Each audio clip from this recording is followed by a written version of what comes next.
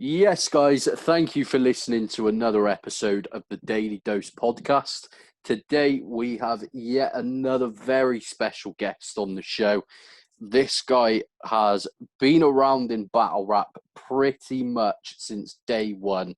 He's one of the very first battlers that I discovered from outside of the UK, and his freestyle ability is next to none. Illusion Z, what's good, man? What's good, bro? I don't know about that freestyle ability, but just kidding. It's all right. Mate, you are definitely up there, man. Like for me personally, I didn't get into battle rap outside of the UK until probably about 2010, 2011. So Mm. going back through all like the grind time days and scribble jam days and stuff like that, you were one of the first people that I came across. But I mean, how did it all start for you? How did you get into battle rap at that time? Man, I mean, I'd have to go back. Are you talking? Let me see. I have to really think back. This is a long time ago. Actually, let me backtrack a little bit. I was going to school at a school called University of California, Santa Cruz, and so that was like 2005. I remember I got accepted there, and I was living in the dorms. Um, and dude, at the time, this is funny because I grew up on a lot of like the hip hop that a lot of people grew up on. Like I was like a huge Nas fan, at the time. I know I'm from the Bay Area, but like Nas was a really big deal when I was a kid, And I remember like really being liking his style because of how poetic it was, and I don't know, he just connected with me. Certain rappers will connect with people. Nas just connected with me for some reason. Like his whole catalog, I just was like this big Nas fan, and I remember coming up on like all those big rappers, and I didn't study like rap the way I later would. Like I was a single syllable rapper. I didn't catch up on schemes and like cadences and that. I just was really like drawn to when they would talk about like struggle and like the way the pictures they paint kind of, and I was like really drawn to hip hop, of a lot of different genres. But anyway, so I go to UC Santa Cruz, and they had some freestyle battles there, and I thought I was like the best. You know what I mean? Like for some reason it's before you meet that person that really schools you that you think you're like better than you are, if that makes any sense. And I was at a show because UC Santa Cruz is broken up into different colleges. I was at College 10, and they at College 10 they had this show going on, and I didn't know him at the time, but it was Tantrum and his friend Remshot. So they were their crew was called Rising Asterisk. I think it was Asterisk Rising at the time, and then they flipped the name. But yeah, they were performing at the show, and I kind of heard some of Tantrum's rapping. But I wanted to meet him, so I went up to Tantrum and I was like, "Yo, man, that was tight, like a good show." You know what I mean? And we go outside, and Tantrum starts free, like they start a little cipher, and I'm like, "Oh, I'm gonna do good in this." You know what I mean? And like, I try to kick my little raps or whatever, and then Tantrum comes in and just blows it away. And I think that was the first time when I think that made me a competitive MC. Like that moment made me a competitive MC because I was in front of someone who was doing something I couldn't do, and he was like, the way he freestyled just blew me away. I didn't know people could rap like that. You know what I mean? And it was a big experience for me, man. And he was a real cool dude too. So it was interesting to me to see someone so talented be so humble. You know what I mean? And I'm like, yo, man, we should kick it. You know what I mean? And he was down because I wanted to practice freestyling. So I would go to he went to college with me too, but he was at another, like I said, it was broken up into different colleges. He was at a college called Kresge, I think. I think he was at Kresge, or I don't know. I could be wrong, but so I would go to his apartment, and and I also had another friend I met named Artie, and I'll talk to him about him later. But the three of us would just freestyle like every night. You know what I mean? And I know it sounds whatever, but I mean it became like a big hobby for me because I really wanted to get as good as Tantrum. Um, and then he threw me on to Scribble Jam 2005. It happened in Cincinnati, I believe. I think it was Cincinnati, right? Um, and he showed me some footage of like Iron Solomon and Justice and Thesaurus and those cats. And I saw it, and I remember like Iron Solomon saying battling No Can Do, and I remember that was the first one I watched. And Iron Solomon said some line about like the bird nest in his head or something like that. And I'm like, whoa, this is so crazy, like how does he think of, these lines and stuff, and that just the way they were rapping was on another level. Then I saw Thesaurus versus Justice, and that was like, I don't know, that just changed everything. Because at the time, in that era, like freestyle battling was like, if you're a battler, you had to freestyle. You didn't have a choice. Like now, it's all written, but at the time, um, I was freestyling because I thought I had to. Like there was no such thing as written battling. So, I'd have my pre-meds ready and stuff, but you really had to be on point when it came to like flipping and stuff like that. I got a lot worse at it because I stopped like giving a fuck. Can you hear me, by the way? Yeah, of course, man. Yeah. Yeah. So, what was I gonna say? We got, yeah. So I was a good freestyler like in that era. I think I was pretty good actually. Like I could hold my own in freestyle battles because it was out of necessity, if that makes any sense. Then later on, I went to, let me see, Tantrum served me in like three freestyle battles. He won the battles. Like I'd be the runner up at the college battles, and then Tantrum would beat me. It was like 3 times he beat me in a row, and I'm like, fuck, man. I just kept practicing.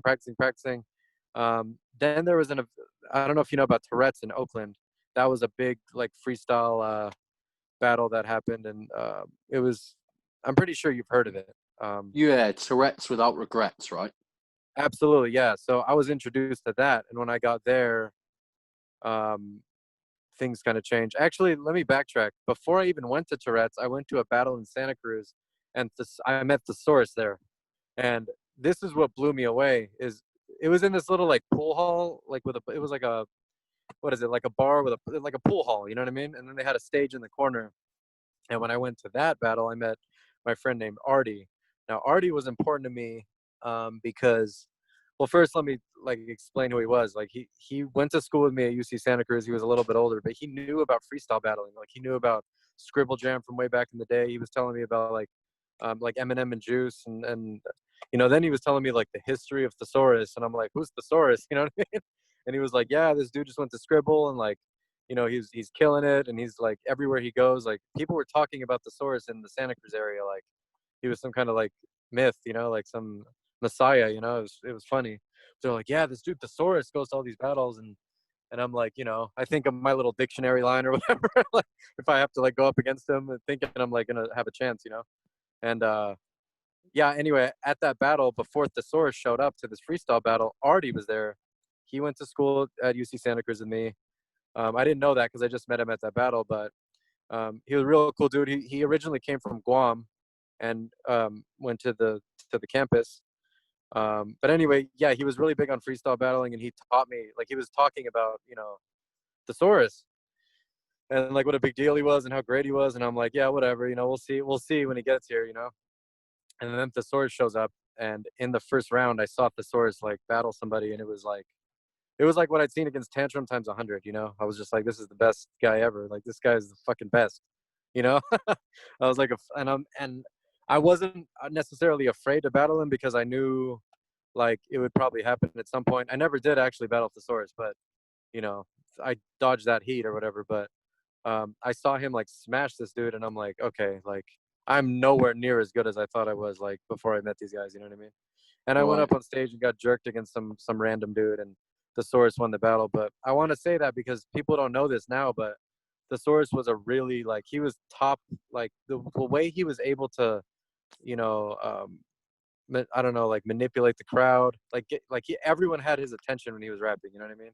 And he was able to keep these schemes going, make them up off his head, and like they directly apply to the opponent. And at the time in '05, this was a huge deal because no one was doing it at his level, if that makes sense. Of course, yeah, and in my opinion, there's absolutely no argument to be had that Saurus is kind of the greatest of all time for that exact reason. He's been here through every single era of battle rap. He's seen it change so many times, and he's still relevant to this day and still absolutely incredible. So yeah, always props to Saurus. But I mean, for yourself, it's interesting that one of the influential people to you was Tantrum. And I think the oldest dated battle that I've seen of yours would be the Tantrum battle on Scribble Jam. Um, Oh, I could but talk about that if you want. I mean, I mean, yeah, you've how many times have you battled Tantrum in total then? Let me see. It was man. There were 3 freestyle battles, I think, at the college campus that he smashed me. Like he destroyed me, dude. He called me like the first one he called me like a Latino tickle me Elmo or something. It was hella funny, like because I had this like yeah, I had this like plain black sweater on and I was wearing sweatpants my hair was like how it kind of looked like a microphone, like it was like not there was no fade or anything on my hair, it was just buzzed. He's like, you tickle me Elmo or something like that, and then I don't know. So 3 times at the campus, I think, maybe 2 times at the campus, 1 time at Tourette's, and we had a good back and forth. He still beat me, but I could tell I was getting better. And then the Scribble Jam prelim. Oh, I want to tell you this too. I was gonna go to the Scribble Jam 2007 prelim. Have you ever seen that footage? Oh, I'm not 100% sure. Okay, well, there was a Scribble Jam 2007 prelim that happened. It was Franco and like Philip Drummond put it on YouTube, but it was Franco and Tantrum in the final. And Prolific actually went there, and he was really good. But what happened was I went to that event. Like my grandpa, bless him, he's dead now, but he was living in San Francisco at the time, so I was kicking it at my grandpa's house in the Mission District. And I remember going to San Francisco to this. I was in San Francisco, but I went to Slim's, which was a club in the city, and they had the Scribble Jam 2000 prelim. And at the time, I was drinking, right? So I was drunk all the time. Like I was always drinking. I don't know if we can probably going to get into that, but I had like this bottle. I put like wine in a water bottle, in like a big water bottle, and I was like prepping my lines. Like I had some lines ready for the prelim, and I show up to the door, and they're like, "You can't come in because of that wine." And dude, so I couldn't go into the Scribble Jam 2007 prelim. You know what I mean? Oh shit, So man. yeah, I like call tantrum. I'm like on the verge of tears, just like I'm never gonna be, like I'm like I can't go in. What the fuck, just being a little dick. And so that didn't happen, and I had to just wait until Tantrum took that prelim, and Tantrum went to Scribble '07 and didn't do so well. I mean, Scribble '06 he did well, but he got jerked in the first round against some guy. And there was also really bad mic issues at Scribble 2007, from what he told me, and I saw the footage, and like Tantrum's mic cut out during his first round. But anyway, Scribble '08, yeah, and Scribble 2007 the one No Can Do one. But then Scribble 2008, I was like, okay, I'm gonna be ready. I'm gonna do this prelim, and they threw it before grind time ever started. Like I'm gonna tell you how grind, like when I met Lush One too, it's really interesting. But or it was big for me to meet him and stuff. But they were they were throwing the Scribble Jam 2008. Okay. You know where Battle of the Bay 1 was? It was at a place called Sweets Historic Ballroom in Oakland. Okay. So that is where. So if you saw Battle of the Bay 1, where that was, that's where they threw the Scribble Jam 2008 prelim. Yeah, okay. That venue's been mentioned quite a few times, I think.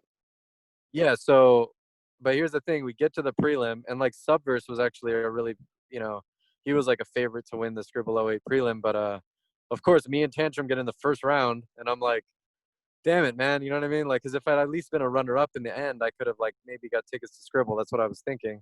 But Tantrum beat me again in the first round, and I definitely held my own. I thought my verse was pretty cool, but I had my Asian lines or whatever. But Tantrum was more consistent, and he deserved to win that.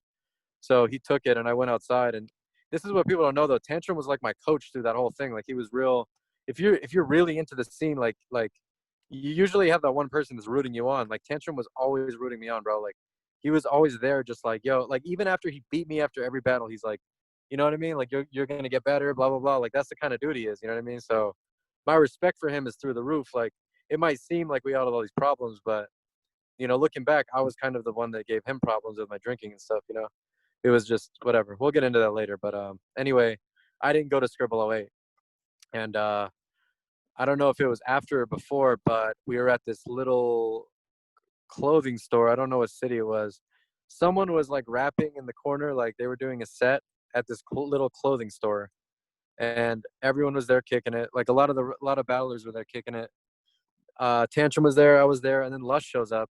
Lush One shows up, and Lush is talking about how he's gonna go to Florida to battle this guy named Unorthodox Phrases, and he's gonna like, you know, he's like talking about this league called Grind Time, and like we're all just kind of like, oh, okay, that's cool, but like people respected Lush in the scene as it was, so people listened to him. You see what I mean? So Lush was like, "Yeah, I'm gonna go out to Florida. I'm gonna battle this guy, and I'm gonna smoke him, and then I'm gonna start some shit out west, and I'm gonna throw people on." And then I met him, and he's like, "Yo, if you want to get on, I'll let you know who you can go up against." Like he's like, Tantrum definitely going on, but no one knew who I really was. They only knew me from the Scribble prelim. Oh, okay, so it was after the prelim, yeah. So Lush saw me at the prelim, and then was like, you know, he kept me in mind, which I really appreciated, because I was just, I don't know. And can I say something else? I keep fucking messing up because this is a while ago, but even before all that, I remember I went to the Freestyle Olympics in San Francisco too. This was before the Scribble prelim, and Thesaurus was there. And I know it's weird now talking about this, but at the time, like a lot of the rappers wanted to impress Thesaurus. Like, people don't want to admit shit or like pay homage to people anymore, like it's corny or whatever. But like the truth of the matter is, like Thesaurus was there, and I was like, if I really want to impress him, like for some reason, like because I idolize him so much, like he's so great. He's like one of the greats. You know what I mean? So I ended up doing this freestyle set where they would put like images on the wall. You know what I mean? So you can't pre-med any of this stuff. And they had like different pictures, and they had one of like 2 rings. So I start rapping about Thesaurus winning his rings. You know what I mean? And Sure. then they had one of like an English dictionary, and then I said something where I'm like, oh shit, no hablo inglés, and then I just start like I said a few things in Spanish or whatever, and then I don't know, it was probably one of the best freestyle sets I've done, and then like Thesaurus was in the crowd, and he was like, that was dope. Like I remember him saying that, and I'm like, just like a fan geeking out, dude. It's funny, and it's funny talking about now because people like, I mean, this is a different era now, you know what I mean? And it's a whole different era, and battle rap moves very fast. But at the time, man, like everybody was like trying to keep up with that guy, man. He was, and Tantrum ended up getting second place in that freestyle battle. He battled like Aruka Saki and whatever, and then Thesaurus smashed his opponent. But overall, Thesaurus got gold, Tantrum got silver, and Aruka Saki got bronze or whatever. But anyway, I don't know if that answers your question. No, definitely, man. And like you said, so with meeting Lush One and him inviting you over to grind time and stuff. So, am I right in saying that Pass was your first battle on grind time? Yeah, and that's interesting too because what happened was Lush made a list on rapmusic.com. I don't know if you know that website, but it was like a forum where people, like all the battlers, would talk, and what's it called? He made a list of the people that he wanted for the first Battle of the Bay card, and this was after Lush had beat Unorthodox Phrases. Have you seen that battle, Lush One versus Unorthodox Phrases? Yeah, I have, yeah. Yeah, so that was basically like we all watched that. Like Thesaurus, Ilmac, like all those cats had to have seen that. Like all of us watched it and we're like, okay, we're down. You know what I mean? Like everyone was down to do it because they're like, we've never really had the chance to write our rhymes out. Like it's always been, in front of a crowd and with a mic and the beat and like it's freestyling and like imagine what would happen if we actually constructed verses like that, right? And I'd seen passwords against Iron Solomon, and he lost to Iron Solomon in Scribble 2005, I think it was. Yeah, it was Scribble 2005, and he was on the losing end of that battle. He did great, but um, I remember that being the only footage I saw of Pass, and like Lush threw me in like, "You do you want to battle Passwords?" And I'm like, "Bro, like I'm not ready to battle Passwords." You know what I mean? Like, first off, I only seen a little bit of footage from him, and I have no idea how he sounds. Like literally, it had been 4 years since he'd done a battle, and he's like, "Oh, just hop in the ring with Passwords." But dude, my hunger level at the time was just so crazy, and yeah, so I said yes, and I saw the rest of the card, and people were hyped up from seeing Passwords. No one knew who I was, so they didn't really care about me. But I was like, if I can battle this guy, like at least eyes will be on me, and people will know who I am. I won't be a nobody. You know what I mean? So I was like excited at the opportunity. But I remember getting to the venue, and man, those nerves there's nothing like my nerves at the Battle of the Bay 1 event. Like even Passwords, like I was talking to Passwords like we were both nervous. Like everyone was nervous about that battle. You know what I mean? Because like it's the first time I'd done anything in that format, and I watched that footage back, and I was like, you could tell how nervous I was, bro. Like I wasn't even. It was so crazy. Like I've never been that nervous in my life. You know what I mean? But I can imagine. oh man, like, and as small as it's funny looking back because how small the crowd was, and I've rapped in front of bigger crowds, but like there's something different about being in the pit. There's something different than a freestyle battle, between a freestyle battle and a written battle. Like freestyle battle, you get up there, but you can kind of like, you know what I mean? Like you can say a line you had premeditated, and then you can kind of ride the beat a little bit, and like the music is kind of behind you, so it's not as intimidating. When you That was the first time I was in a ring, dead silence, like, and then Avo lifts the camera, go. You know what I mean? I mean, people Yeah, don't really think about it, but it's really, it'll get you into shape. Like if you have like nerves in front of crowds and stuff, like now I can do anything in front of a crowd. I don't care, you know. But at the time, it was, man, I was shook, bro. Like we were all shook, and I mean that battle ended up being, you know, and then Thesaurus and Madness was a great battle. That one, like I'm in the back going crazy because, like I said at the time, you know, that was the first battle we'd seen. Like the people in Florida were doing a good job. Like I think they had some good battles coming out, but that first battle that they won, like no one's seen that before, you know. And I clearly lost the pass, but it was a really good experience, and I learned from it. And yeah, he's a good dude, man. You know what I mean? Like after he was like, you know, just he was giving me words too. Like all these top dudes are very supportive. You know what I mean? Like he was like, you know what I mean? You were spitting, just, you know, keep going, and you're just on the up and up, you know. Like, but this is what Pass is saying to me after I lost to it. Like he's like, you know, just keep practicing. You know what I mean? Just like Tantrum would. So above just rapping, like I learned how to kind of treat people too. You know what I mean? Like if people want to learn from me, I'm very humbled by it. You know what I mean? Because most people aren't. They don't really like have eyes on our scene and stuff. But if someone's like, yo, man, like I respect that you did this and this and this, like, and they try to ask me questions, like I'm always open to talk. You know what I mean? So definitely.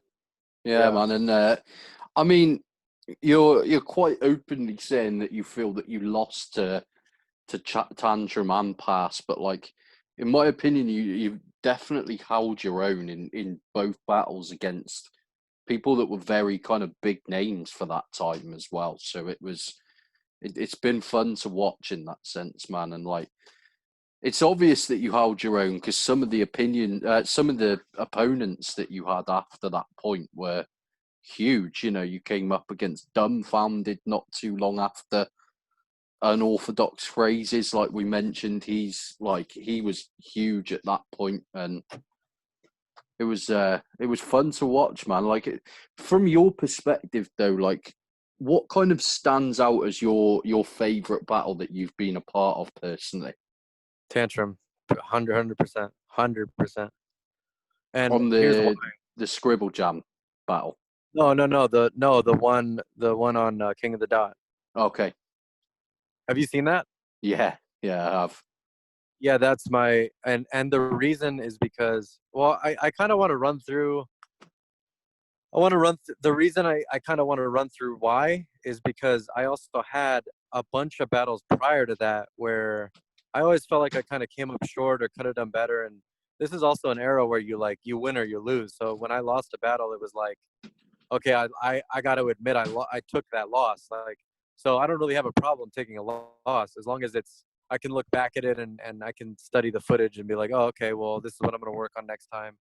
I think some of the fans are like, I'll read some of the comments sometimes, and I'm like, you guys are taking it a little seriously. I feel like when I read it, I'm like, this is kind of ridiculous. Like, I mean, battle rap is, I respect the art form and stuff, but just because someone got me that day doesn't mean like I couldn't have got them another day. You know what I mean? It's just, and I feel that way about my wins too. Like I feel like unorthodox phrases, like I kind of edged him with that theatrical thing I did, and he could have got me in another day. So, and the rappers don't really take it as seriously, I think, as some of these like hardcore troll fans do. You know what I mean? Which, but by the way, that's not a bad thing. People being really into battle rap like fuels the fire, right? I mean, it keeps the scene going. Um, but yeah, I mean, I'd say like through doing all the ups and downs, I ended up doing a battle in Canada against Po Rich, which I didn't really want to do, but I wanted to tell everybody that I was in recovery. That's why I did it. So, and I also felt like the Canada crowd wasn't really on my side. Like when I went there, that was probably the worst battle experience I've ever had. And it's no disrespect to Organic or anything like that, because he was real cool and he threw me money and all that. But um, just the crowd wasn't really like feeling me. You know what I mean? Like I had like said some things, to fuel like I'd bashed the Canada scene a little bit in some of my other battles, so I don't blame them for that. And the reason for that, man, is I don't know. I think I was just playing this role of trying to be the villain or whatever. And I obviously have a lot of respect for Canada and their scene. You know what I mean? So anyway, I went to do that battle. I did a third round against Poe Rich where I just said that I was a drunk and I was I was recovering and stuff like that. And I remember ending it by saying, I said this line like, "Consider this a eulogy for that Illusion Z that I used to be." I said that, so I felt like the slate was clean. So I kind of did that just to have kind of a clean start. But what I didn't know, oh, and I also thought that was my last battle, so I didn't care that like I lost the battle. I was like, well, I just want to get out that I'm clean, and then I want to do my album. I want to do an album about recovery. Um, but after it happened, people liked that third round, and they're like, "Oh, he's such a good writer, and this and this and this," and I liked it, and that made me more comfortable to battle Tantrum. And Tantrum was hitting me up. I wasn't hitting Tantrum up as much, but Tantrum was like, "Yo, man, like, are we doing our battle? We should do a battle." And I was like, kind of talking about it, but I didn't really want to because I'd already said that that was my last battle. But Tantrum was like hitting me up, like, "Yo, we doing this?" And then I was like, you know what? If Tantrum's hitting me up like this, he has to have some good lines, you know? And Definitely. I'm pretty sure he has something up his sleeve. And then I thought of this like really racist line about, I don't know if you remember that. Like I said, this line about, I can't get the zipper head to open up. And I thought of that line and I'm like, I'm going to battle him. you know, I'm like, okay. So I prepped 3 rounds and believe it or not, man, my rounds against him weren't that hard to, they weren't that hard to like think of for me. I struggled, I think, a lot more earlier on trying to think of material, and it just flowed, man. Like especially that third round about like me being angry with him about the song he made about I mean I wasn't angry about it, but like Ilmac said, it's like about controlling the narrative. I like how he said that. Like I knew that if I made it a good story and I threw out elements of what I was poetically capable of with my writing, and it was I don't know. If I pieced it together that way, I knew people would like it based on the Port Rich battle. What I didn't know is Tantrum would come that crazy and like that cutthroat. And like, I remember being in that battle and just being like, because I was done rapping. So I went first in that battle. So when I was done, I had to just stand there and take what he was saying in the third round. And everything was hitting, man. I was like, this is the meanest thing anyone's ever said to me. So Can imagine. Yeah, man. And I'd see why that's your favourite battle. For me personally, I think it does have to be the Kruger one. Um, just off the yeah. fact of seeing and Kruger head over to Grind Time at the time was for UK fans, like it was huge, if that makes sense. And How was it? So how was it seeing Kruger beat me like that? Like, what did that feel like to watch Kruger go so crazy? it was pretty good, I can't lie. Just seeing Kruger, like I think that might be one of his best ever performances still to this day. So Kruger's like everybody in the UK scene loves Kruger for everything that he's put into battle rap. So it still gets kind of brought up a lot in the UK scene as it is. But I mean, were you aware of Kruger before you battled him? You know what's funny about that? Like, this is what's crazy. I battled Fresco and I lost to Fresco. I don't know if you remember that battle. Yeah, just before Kruger, wasn't it? Yeah, yeah. So like, I was coming off of this really big win against Unorthodox Phrases because Battle of the Bay 3 was where people said I really shined, and people don't know this, but um, me and Unorthodox Phrases at Battle of the Bay 3 was between, it was Thesaurus and Dumbfounded, then me and Unorthodox Phrases, then Disaster and Ilmac.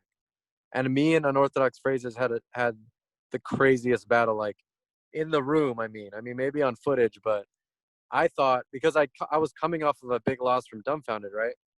So I'm like, if I don't beat this Unorthodox Phrases guy, I'm gonna be out of the scene. Like that's what I thought. So I'm never gonna come back. So I smashed that battle as big as I could, right? So I was still riding this wave from the Unorthodox Phrases battle. Fresco had taken a loss to Real Deal, and then he came to battle me. And Fresco wasn't gonna lose to me. Like, he just didn't want. He was like, "Fuck it, I'm not gonna lose to this guy," you know. So, and I really liked Fresco, the way Fresco wrote for me in that battle. I think it was really ahead of its time, and I think in that era I was still kind of like, like elevated freestyle battling, kind of, if that makes any sense. Like, it was creative, but it wasn't like I was writing like I was for the random battle type stuff. You know what I mean? Sure. And Fresco got me, and I think it was, but beyond him getting me, I really liked writing in that battle. So I was coming off a loss from Fresco, and everyone in my camp, like Tantrum, Detective Blacksmith, True Temper, like all Artie, or I don't know about Artie, I think Artie, but everyone was like, you have to come back into a battle because you haven't been around. You have to do something, like, just to like maybe pass the time till you get another opponent. And Kruger actually hit me up on Facebook. Like, he was like, "Yo, man, do you want to battle me in the Bay?" And the only footage I saw of him was him choking against DK. Okay. Yeah, so yeah, he battled. Like, I looked up him versus DK, and he choked. And I'm like, "Oh, this should be an easy battle. Like, I'll just do some easy like British jokes and and I really wasn't prepped for him like that. And he came with 3 rounds of my life story, man. I was like, and it's just one of those situations where I was like, okay, like have you seen Fresco versus Thesaurus? Yes. Yeah, Like, absolutely. you know how Thesaurus was in the 3rd round, just like, okay, you won. Like, I'm just like, good for you, bro. That's exactly how I felt against Kruger. Like, I was like, all right, man. Like, if you're gonna come this hard against me, you win. Like, I was just like, like, I was like, you got this, bro. Like, you're not. I'm not fucking with this right now. Like, and I'm not. It's not to say I'm not capable of like a great performance like on that level. I'm just saying he was hungry for that battle. Like, he wanted to come in. He wanted to take me down, and he didn't fly all the way to lose to me. And I credit him for that, man. Like, that's how I was fueled against Unorthodox Phrases, and I wasn't gonna lose to him. And I don't know, man. It might sound like an excuse, but I just didn't know who Kruger was. I saw him choke once, and I thought it would be an easy battle, and I got blindsided. You know what I mean? I mean, if I'd known it would have been that crazy, I probably wouldn't have taken it, to be honest with you. But it is what it is, bro. We all take L's sometimes, and that's just one of the big. I think that's one of the biggest I've had to just stand in front of and be like, props, bro. And by the way, those guys are really tight. Like, I hung out, like, I toured them around San Francisco. Like, Possessed is a really cool guy. Like, I was honored to meet him, bro. Like, it was, so I was basically, and by the way, I want you to know this. I was the one that was hanging out with Kruger and Possessed in the Bay, because that's how I feel, bro. I feel like if someone comes to where I'm from, I want to show them around. I want them to have a good time. You know what I mean? I'm not one of those dudes. And after Kruger pretty much served me in the Bay, I'm like, yo, let's kick it. You know what I mean? And yeah, it was funny. We went to, like, it was like me, Kruger, and Possessed we went to go like eat in San Francisco. We like walked around. It was pretty tight. Nice, man. Nice. Yeah, possessed. There's a lot of talk at the moment about how many kind of UK battle rap promoters want to try and book him again. So I'm really, really hoping that we do get to see Possessed do kind of like a proper written battle, if that makes sense. But Oh, dude, I just want to say this. I was starstruck when I saw him. Like, I was like, you're my favorite UK battler. That's what I said to him. And I meant it, because definitely, yeah, the guy was a based on those two on machine. twos, man, those 2-on-2s, I was like, and what's his face did his thing, but I'm saying the way Possessed wrote, I was like, if he, I don't know. I don't want to say if he had another opponent, but I kept thinking, like, what if him and Respect BA had teamed up? That would have been like the best 2-on-2s ever. You know what I mean? Yeah, In my opinion, agreed. I don't know. I like that a lot. Yeah, that would be amazing. But yeah, just the whole thing. It was amazing to see so many UK guys on the card, and the event was obviously huge as well. Like, really big event, and yeah, it was a lot of fun, man. But I mean, you still went from that battle to it was Tricky P next. Is that right? Yeah, and you know what's funny, man? Or did you want to talk about something else? Because I just thought of something.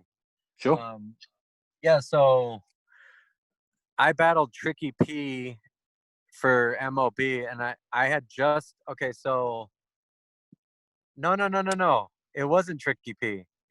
I battled Star Eater in Atlanta. Yeah. I went to Atlanta to battle Star Eater, and I know you Okay, I haven't don't seen think that. I've seen that. No. It was very comedic. And by the way, a lot of like I was saying all these black jokes, they wouldn't be flying today, dude. Like, I mean, it was a different era, but like I went to Atlanta and said like these 3 rounds, and like I'm not very proud of that battle, but I mean, I 3-0'd him from what people said. But I honestly, man, like I went to rehab right after I battled Kruger. Like I literally went to rehab. Like I think I don't know when it was. It was very shortly after I battled Kruger. I went to rehab, Oh and I shit. remember I went to a 28-day program in Santa Cruz. It was at a place called Janus of Santa Cruz, and I needed something to do, so I actually booked a battle with Star Eater um, before rehab, and I wrote for it in rehab. So that like gave me some time to do something in rehab, right? So I went like 2 months sober to Atlanta and battled Star Eater. They say I 3-0'd him. I think I did pretty good. I mean, it was very comedic, and now I know I'm not much of a comedian. I mean, I have my comedic moments, but like let's say nowadays I were to go up against like Marlowe or Shuffle T or one of those cats, like I'd get destroyed, bro. Like Roan, like Kid Twist, like that's not my lane. You know what I mean? Like I'm not the guy that's gonna write 3 rounds and like kill it against guys like that. You know what I mean? So that looking back was my downfall. But Star Eater I could handle because he wasn't on that level at the time. You know. Um, but yeah, then I went to battle Tricky P, and I confirmed that one. I don't, man, this is really hazy for me, but I remember confirming that in a blackout. So maybe that was before rehab too. But I was on the phone with Disaster, and Disaster arranged me and Tricky P. Because I remember being on the phone with Disaster, but he was like, "Yo, you got to get it together, and like this will help you." And I'm like, "Fine, I'll just do it." And yeah, so I mean, I wrote 3 rounds for him, and I thought they were decent, but I still fit, dude. Even up till the point where I hit Tricky P, I was like, I still haven't done anything that I'm really, really proud of. Like, and I'm talking, I went against some great people, but even unorthodox phrases, that was my best battle at the point. But I was still wasn't like proud of it. I wasn't like, this is something I could show everybody. You know what I mean? And they gave me the win against Tricky. I think it was very close. I mean, they could have edged it to him, and I wouldn't have been mad. I wouldn't have cared. Um, and then I battled Genie and this guy named Genie in Las Vegas. And then I battled Po Rich, and then I battled Tantrum. And Tantrum was the one that I was like, okay, like I need to stop because I don't know what else like it was such a good battle that I didn't think I could top it at the time. So I said I'm gonna take a break, I'm gonna make some music, and that's what happened. And that's why I haven't gone back in a long time. That was the main reason, was because I felt like, how am I gonna top this crazy battle I just did? You know what I mean? Like that thing to me is one of the best, and I say this like with no ego. I mean I have an ego, but with no ego, like I genuinely think me versus Tantrum is one of the best rap battles ever recorded. I think you've got an argument for it to be up there. Definitely, it's and I understand you wanting to take a break after that battle as well, because it's certainly one of the best King of the Dot battles that I've seen. Like it's up there, and yeah, yeah, But the giant fan of reason that battle. but the reason I say that isn't because I was like, I can't say that about any of my other battles. The only reason I say it about that one is because I can show that I can, like, okay, I went to a Facebook page and I threw it on this Facebook page like a year ago or 2 years ago, and it got like 2.3 million views, just my third verse. Crazy. And I'm saying there's a lot of footage that I have that doesn't age like that. Like I honestly think I could show, aside from us using the homophobic, words and stuff, which I wouldn't do nowadays, but um I don't know, man. Like a lot of that material, like our third rounds especially, you could show in like 20 years and people would be moved by it. Like, you know what I mean? You can't say that for a lot of battles, and I don't know. That's why I stopped though, because I didn't think it could really be topped. Like I'm like, where do I go from here, And that's why the random one ended up happening, because I thought this is a format that I really want to start. But anyway, go ahead. I'm sorry, I cut you off. No, no, no worries at all, man. And yeah, I definitely see why you kind of took a break after the Tantrum battle, because it was, it just amazing. To be fair, definitely your best performance personally, in my opinion, as well. But like when you did take a break then, so you were doing music for quite a long time, and I've got the Vile Child project that you did. Is there like are you still working on music nowadays? No, I mean, you know what, man? I realized I'm not really. It's not really okay. I'll say this first. Like, we all grow up with these great, you know. I mean, I was born in 1986, so late 90s. I'm listening to like, like Eminem comes out, Nas comes out, and we all have this dream of becoming like famous rappers. You know what I mean? And releasing projects and that kind of thing. And I feel like that was appropriate for that era when it came to the kind of writing that I like to do, because you could write the way I did. Like, you could write very dense lyrics to music, and like it was different back then. Now it's more, I feel like hip hop elevated in a way, like with production and that kind of thing, like musically, you know what I mean? It's not about the I'll like, if somebody were to do that now, I just don't think it's the same as it was back then when they write so dense, you know what I mean? Like, um I don't know if that makes sense what I'm saying, but I just don't think music is for me in this era. And that's why I did the random one when I did, because I think I want to do that, man. I think I want to just release a bunch of those like verse concept battles and see what happens. That's where my head's at right now. But what's frustrating is, for one thing, it's hard to find tough critics, because people are very, they're kind of like too nice to me. Like, they're like, oh, like, because they're fans of me or whatever. So they're like, oh, you're dope and blah blah blah. But there's a few people that'll be like harsh with me and say, this is what I like, this is what I didn't like. And that's why I kind of go through YouTube comments sometimes, because I'm like, when I drop the random one, I'm like, if people don't like this, I don't know what I'm gonna do. But it got a really good response, and I have a lot of different stuff on deck. It's just, I don't really see myself going back to that original classic approach of battling.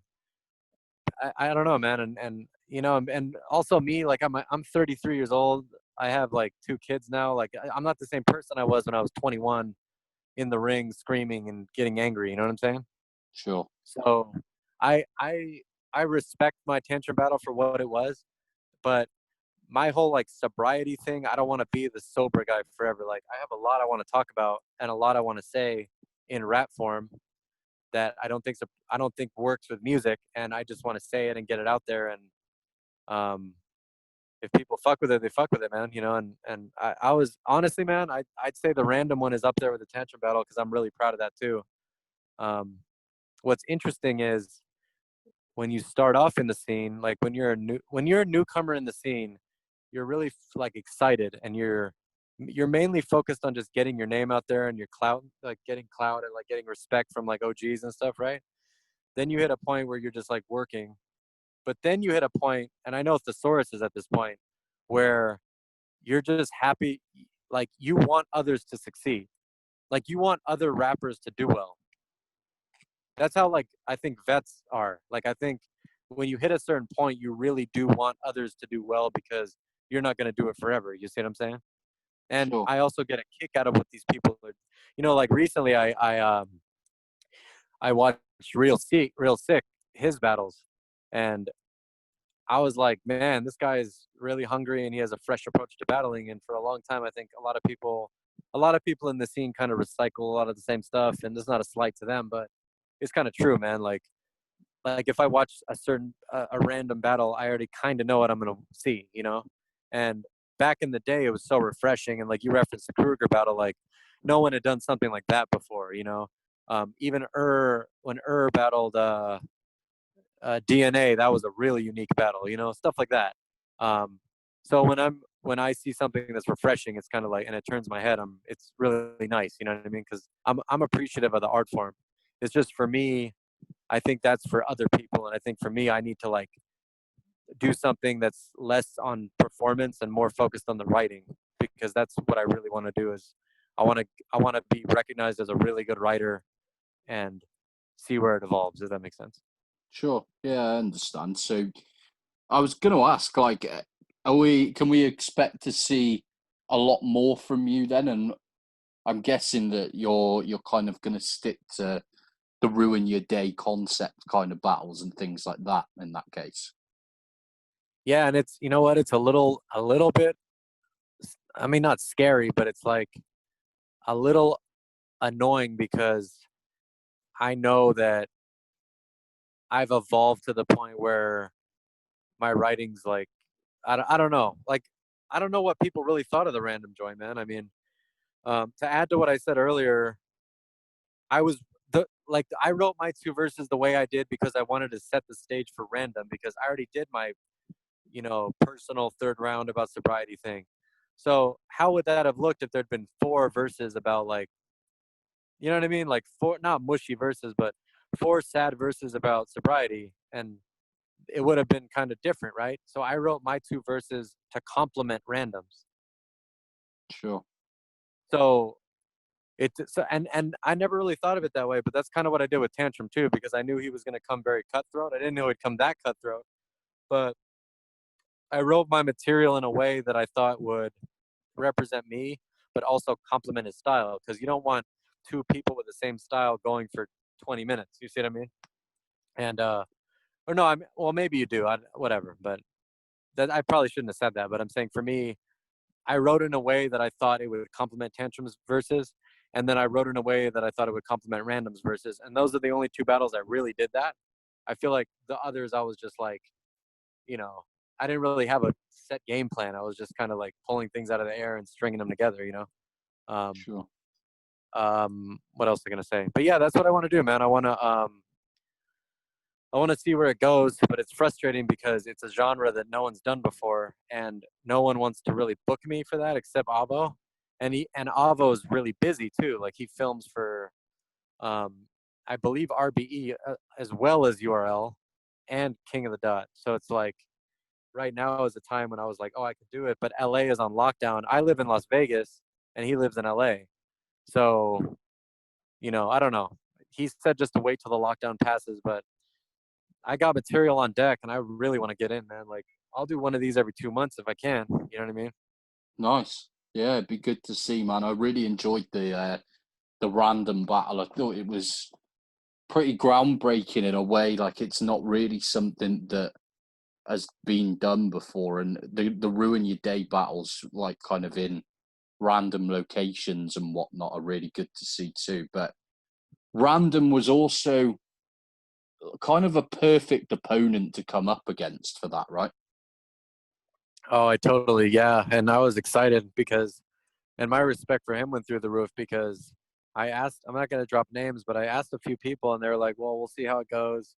Random was like, I'll do it, and what do you want? I'm like, so I don't know. He was very open, and I respect him doing that with me because no one else wanted to. And yeah, man. I mean, I'll probably do another one with him, honestly, if he wants to. I mean, I would do all of them with Random if he wanted to, but I don't think that's a good idea. I think I should do other people too. But um, he's just, he's probably my favorite writer coming up right now.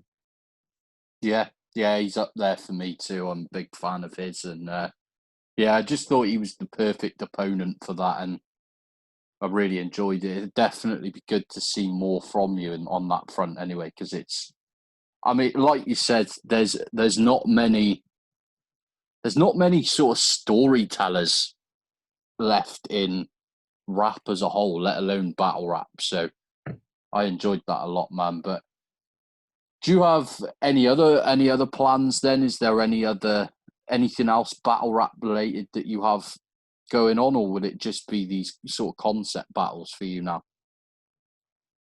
Yeah, I mean, I don't know, man. Here's the other thing: is like this scene to me, I think, is kind of, there's other people that are really hungry, and I don't know, man. I think there comes a point where you kind of have to get out of the way and let the newcomers just kind of do their thing. You know what I mean? I mean, Possessed was telling me this when back in the day. He's like, look at what Kruger and just did. He's like, what do they need me for? And I thought of it, and I'm like, he's right. I mean, unless, I mean, I think it's cool to stay involved and still want to, do your thing. But I'm not really going to do it unless I have some really unique angle or something that's really going to turn heads, because I don't know, man. I'm not really into like saturating the scene. I'm not really into just battling for the sake of battling. You know what I mean? Especially, it's a different era, man. There's so many people battling right now, and um, if I'm not going to do something that's going to be unique, there's really no point. So, and I think my verse battle thing is unique because I have things that I know people are going to want to see. Maybe not everybody, but then again, not everybody wants to watch battle rap. So, um, yeah, I'm excited, man. I think it's going to be really crazy. And there's a few people I want to get involved too. Like, I really want to do one with Pigsty. Yeah, that'd be I great. really like him. I think he's like, I don't know, man. That guy's underrated as hell. Like, I don't know how he's not getting him and Random. Or like when I saw him and Random battle, I'm like, this is one of my favorite battles. Agreed. Yeah, man. I've been saying this for a while. I think that a Pigsty for me is possibly the most underrated out there right now. Dude, if you talk to Pigsty, please tell him to get back to me because, like, I'm really, I mean, whatever, but I really want to do one with him. Like, I just think he's unique. He has like really good approach. His writing is amazing. Like, I don't know. So, like, Random was one I was like really excited about because, man, I don't know how he thinks. Like, the way he writes is not the way I write, but I appreciate it, and that's how I feel about Pigsty. You know what I mean? Definitely. Yeah, agreed, So. man. That'd be really good to see. I'll drop some hints his way towards that one as well. But anyway, is there anyone else you'd be interested in kind of having with that kind of concept battle? Yeah. Well, yeah, but it's kind of like I don't know if they would do it, but obviously, like Immaculate, Only One, like those kind of cats. Like I would love to do one with them.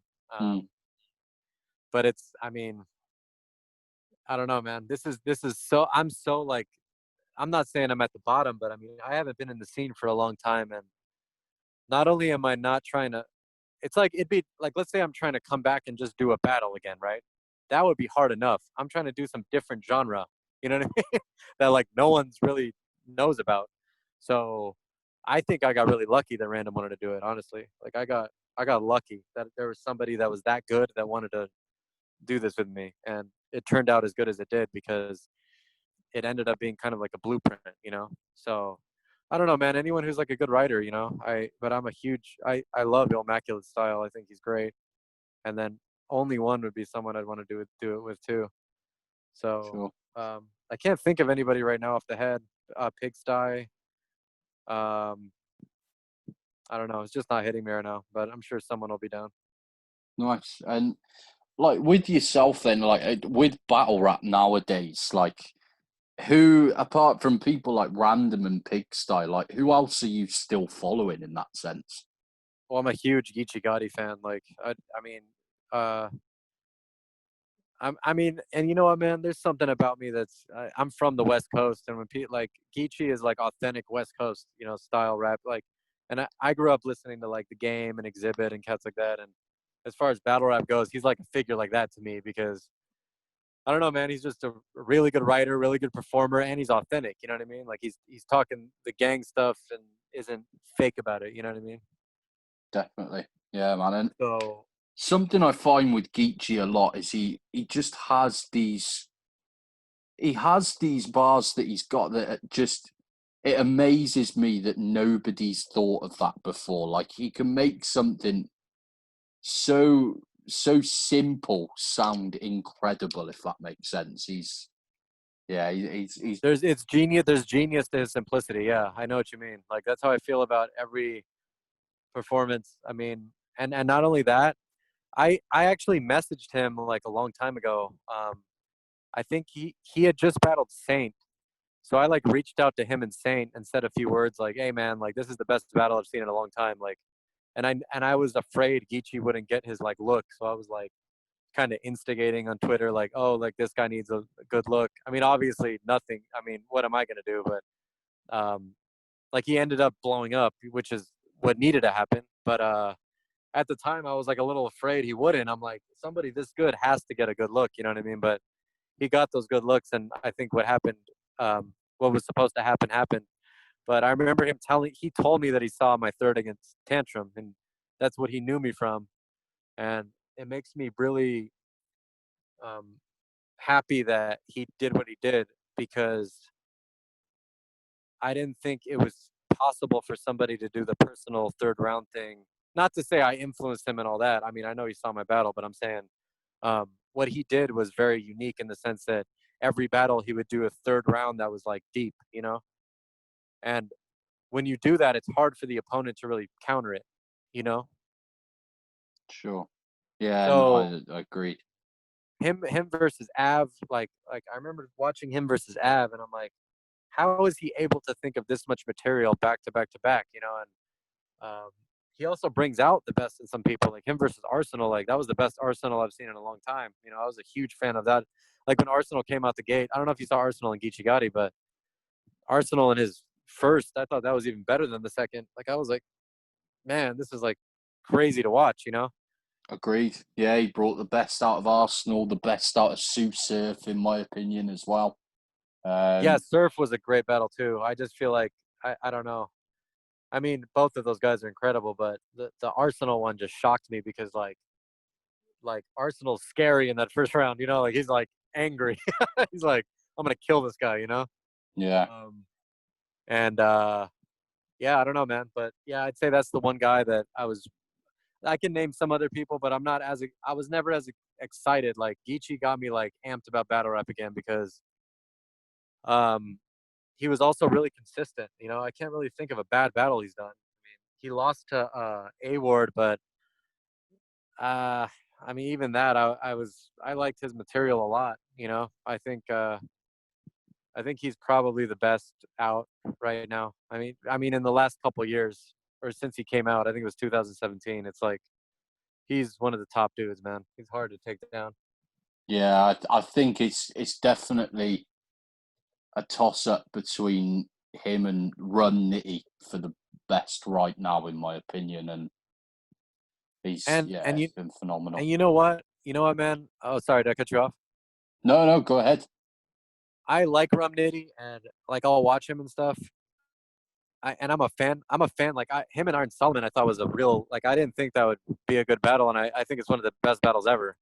Um, but I don't know, man. I think it just when you hit a certain level, I think it comes down to preference, and I don't know. I just prefer Geechee Gotti's style over everybody. I So can see that. Yeah, yeah, yeah, I recognize um, I recognize Rum's skill, and I think he's crazy. He's one of the best with the wordplay. But I don't know, man. It's just a toss up between styles and what you prefer at this point. You know, when you hit that level. definitely. Yeah, and I'm not sure what Geechee's situation is, but I know that there's a ton of people that would absolutely love to see him in the UK. So I hope we can make that happen at some point soon. But yeah, I mean, I wasn't sure if you were kind of still in check with the scene and stuff, if that makes sense. But it sounds like you're still following it pretty in depthly then. But I mean, oh, and what I also want to say about the UK scene is I was a huge fan of the WRCs, like Stig and Respect BA and all those cats. Um, like, do you remember that first WRC? Who was on the first one? No, it was like okay, so Thesaurus and Ilmac battled Possessed and what's his face, right? Okay, But the prelims for that it was New York and the UK, and the UK prelims like Respect BA and Stig were a team, and I don't know if you know them, but I was a huge fan of those two also. Um, and Respect BA and Stig battled also in the UK, but this is a long time ago, bro. Like, so yeah, I just want to say that like I followed the UK scene more back then, but it was also easier because there weren't as many battlers. And now, you know, like I'm trying to think of UK battlers that I follow, but I don't watch a lot of battle rap nowadays. So I don't know if you could remind me who's like on top right now. But um, yeah, if so you threw it, go ahead. UK right now. I mean, Unanimous is still up there. Matter is the current Premier Battles champion. Yeah, I like him. I like both. I was talking to Unanimous like not too long ago, actually. Nice. Yeah, yeah. Yunan is the title contender, so it will be Matter versus Yunan at the Uh, next kind of big event. You've got Shotty Horror did recently kind of come back to battling. well, He he's like, him and Arsenal is like one of the most classic battles ever. I mean, definitely, yeah, that thing is like in history, like cemented in history type. I mean, it's such a great battle. Even when they tried to do the sequel to it, it just wasn't the same. It's just you can't replicate the battle. It's just one of the greats. definitely, yeah, man, and I'm lucky enough to say that that was the first event that I attended as well. You So were there, yeah, man. That must have been. What was the energy like in the room? it was incredible. Like, not just from like, even with it being my first event, I lived abroad at the time. I lived in Sweden. So I Oh, flew okay. back for the weekend just for that event as like a birthday present. So that added to it as well. And then there was kind of, I don't know if you're familiar with grime music, but there was a couple of big UK grime like rappers in the building as well. Um, so there's a shot on the footage, I think, of there's like a VIP balcony and there's a couple of people going absolutely crazy on the balcony, like batching the balcony and stuff. But one of those guys is Wow. called Getz, who's one of the like biggest names in the UK. So yeah, man, just the whole event was crazy. Like Thesaurus and Matter was really good.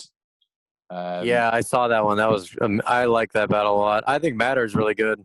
yeah, Matter's amazing, and he's still kind of consistently smashing it to this day, doing probably 5 or 6 battles a year most of the time. So Who tough to else? see.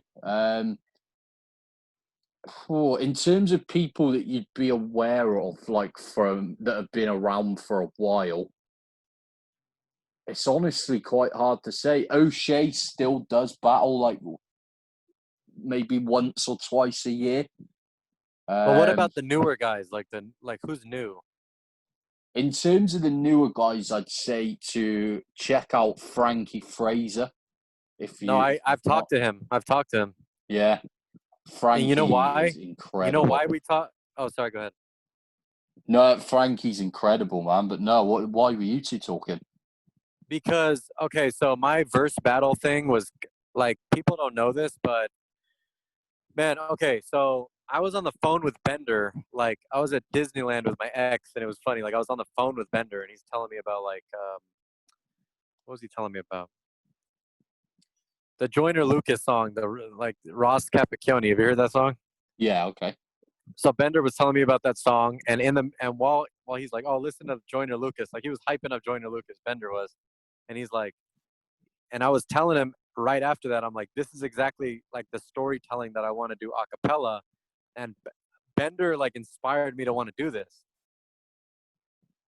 You know what I Get mean? that. Like, Yeah. yeah. And then when he died, I was like, I mean, obviously, like everyone was that hit the scene really hard because Bender was a huge influence on a lot of people, me especially because I was like more of a comedy, like I was trying to do the comedic rap thing, and then when I saw him battle first, I was like, wait, we can do this, like I was like, we can actually write like this and rap like this, and it's okay and acapella. So yeah, Frankie Frazier apparently is a huge Bender fan, and I saw Frankie Frazier versus Bender, and I reached out to Frankie Frazier and was like, that was incredible, and I wanted Frankie Frazier is the one UK guy that I want to do a verse battle with, like really bad.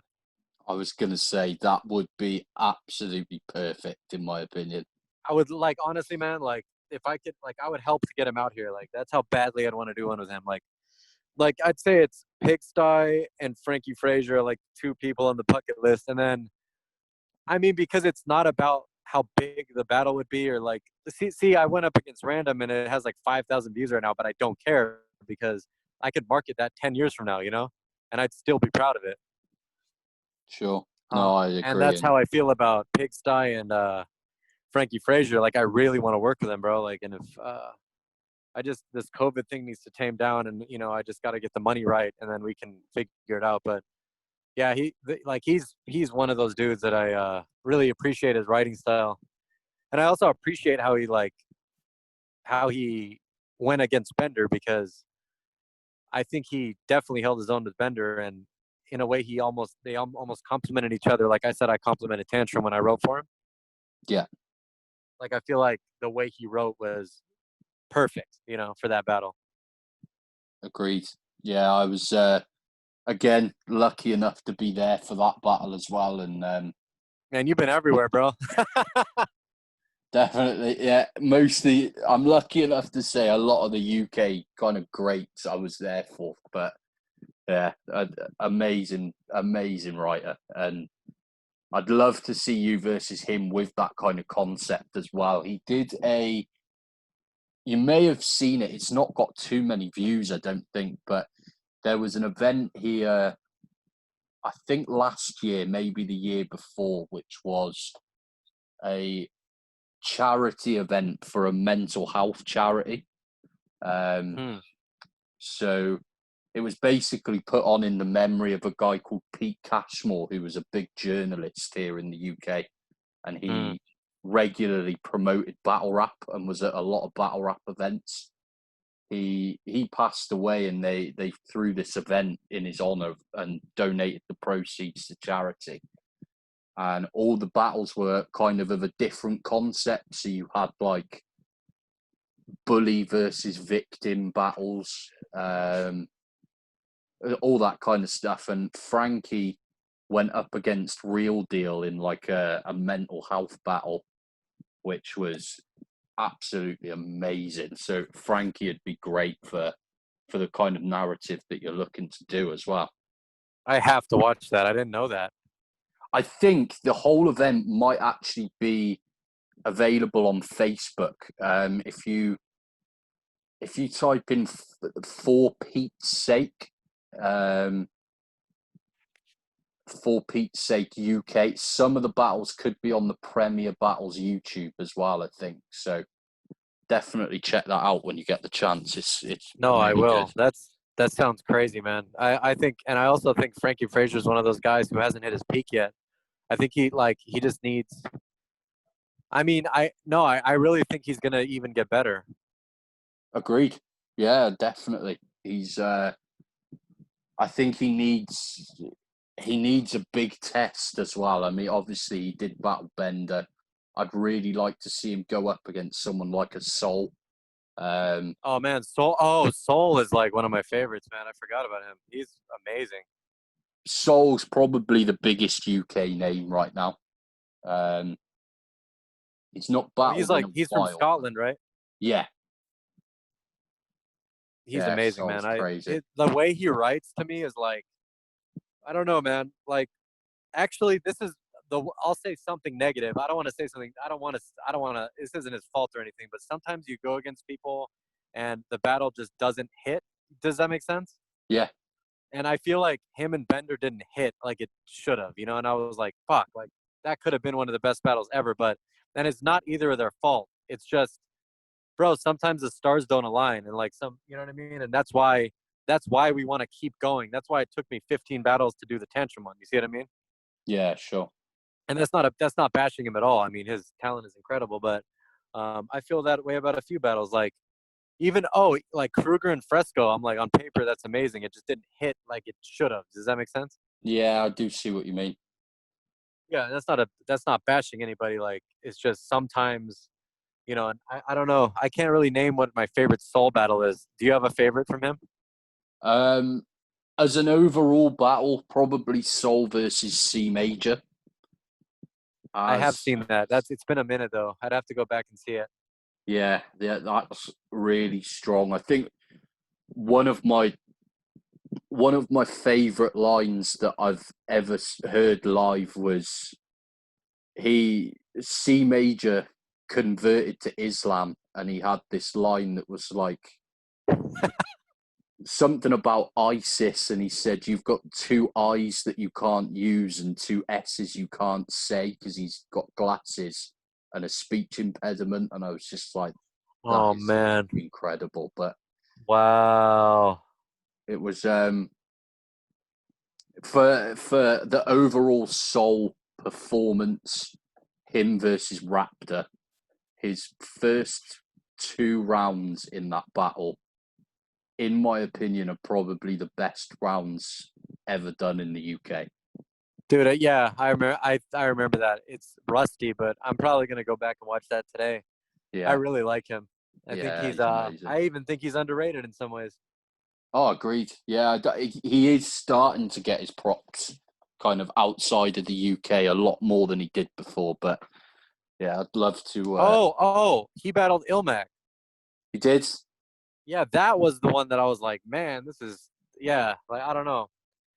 Um, he's one of those people that I could just. I always know I'm gonna enjoy what he says, and it challenges you in a way because when I watch battle rap, um, it's real different going to an event, and I think you can agree with that. Like when you're at a certain event, like performances matter a lot. Like sometimes someone might not be the best writer, but if they perform well, like the crowd's going to be into it because they want to be into it. Like I paid money to be here, I want to be into it. You know what I mean?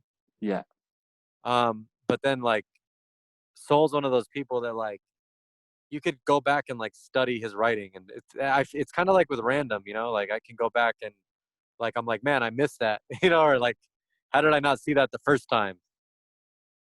definitely. Yeah, man, and it's yeah, and Soul would. Do you know what? Soul would be another good option for you, I think. Yeah, and I'm not trying to sell myself short, man, but I know I'm gonna have to go into my pocket for some of these because I really want this to like kind of pop a little bit. I mean, no, I want it to pop like crazy, but um, I don't like the opponents I want to go against. Like, I want to go up against a girl too, like, and I want to talk about relationship stuff and all that. So, when I talk about this to people, they think it sounds lame, but like when they see it, they're gonna see how crazy it is. Like, I just Sure, have to execute it. Like when I was talking about the random one, um, people didn't know like what I was doing, but I knew it would be at least good. And I think Random's performance against me was incredible. So I know other people can do it too.